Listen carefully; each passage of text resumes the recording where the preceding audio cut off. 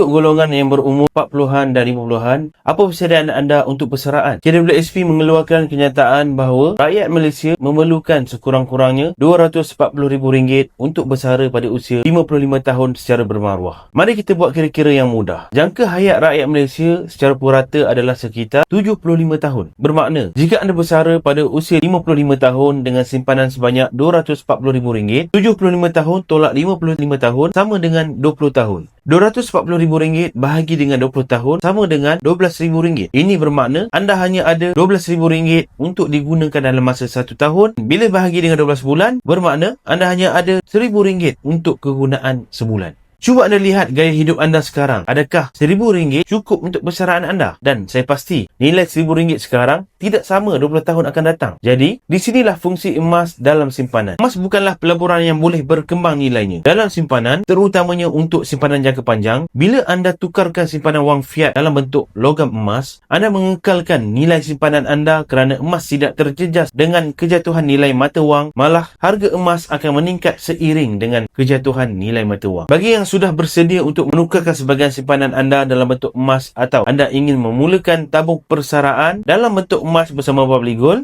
anda boleh isi borang sign up di bawah untuk saya bantu daftarkan akaun Public Gold secara percuma dan saya akan bimbing sebaiknya.